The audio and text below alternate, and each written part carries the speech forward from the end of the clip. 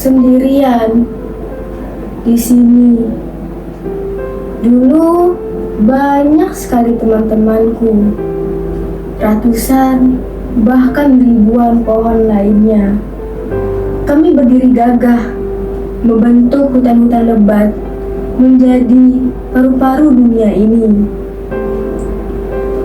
Kami dulu menari bersama angin, bernyanyi bersama hujan. Kami menjadi rumah-rumah bagi makhluk kecil. Kicauan burung, gerak tupai, bahkan bisikan serangga adalah simfoni yang tak pernah henti. Namun, mereka datang yang menyebut diri mereka adalah manusia. Mereka mengambil seluruh teman-temanku. Mereka mencoba menggergaji teman-temanku. Awalnya hanya seberapa, tapi keserakahan mereka adalah sifat yang tak pernah padam dari hati mereka. Mereka dengan seenaknya saja mengambil seluruhnya. Mereka dengan tertawa. Aku melihat teman-temanku terjatuh, tumbang. Mereka, manusia-manusia itu, menyeretnya pergi. Dijadikan apa?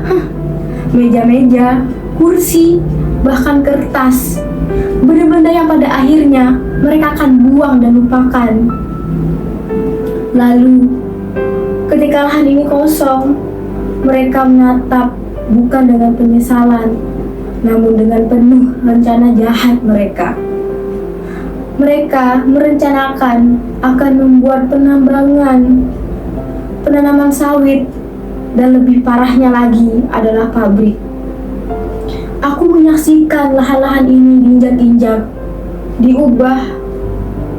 Akar-akar yang dulunya saling bertautan, kini tercekek oleh semen dan besi.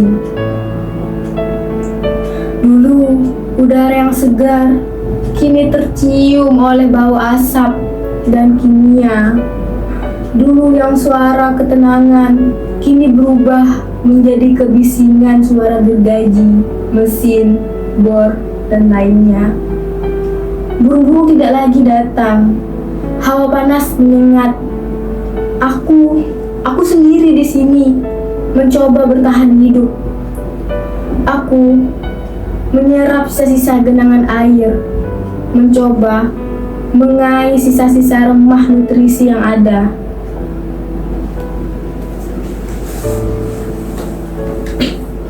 Pak, jangan pergi.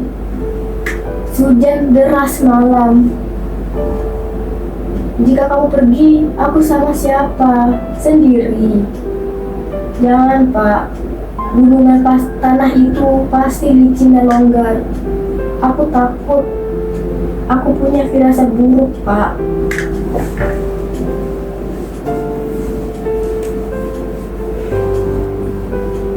Jangan khawatir, Ibu. Bapak akan segera hati-hati. Bapak harus bekerja. Lagi pula, kita mau makan apa hari ini? Beras sudah menipis. Lagi pula, anak kita sebentar lagi akan lahir. Bapak tidak punya pilihan lain, Bu. Bapak harus bekerja.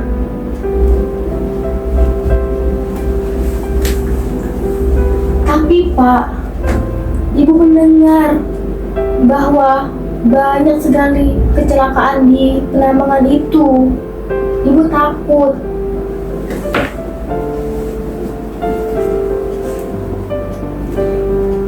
Sudah, Ibu, Bapak akan hati-hati. Doakan saja ya, Bapak akan pulang selamat. Jangan khawatir.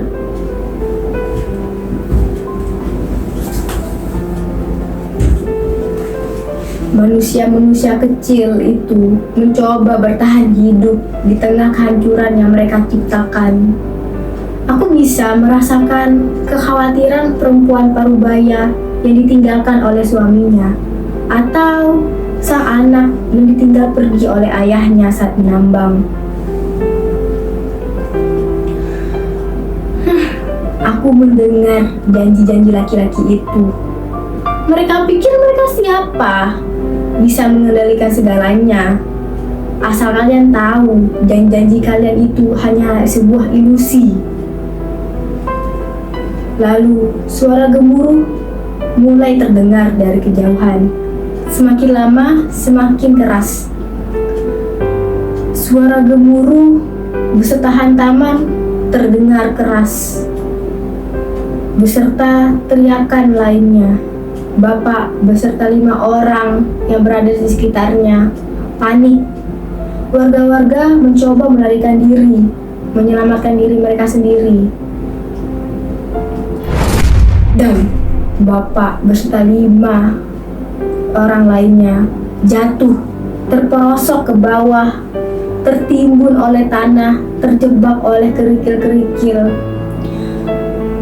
Alat-alat penambangan mereka pula jatuh berserakan. Sayangnya, Bapak beserta 5 orang lainnya dinyatakan telah meninggal. Berita duka ini tersebar luas dengan cepat, hampir membuat satu desa geger. Ibu histeris, tidak percaya. Ibu lari terhuyung-huyung bersama anak dalam kandungannya. Ibu menangis ketika melihat suaminya digotong banyak warga, dikeluarkan dari sisa-sisa tanah kuning basah itu. Suara gemuruh itu lagi datang.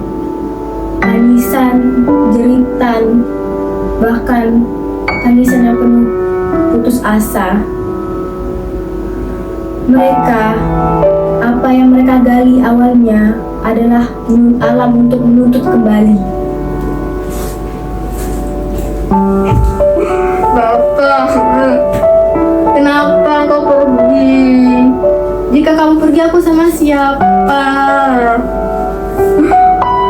Ya Tuhan.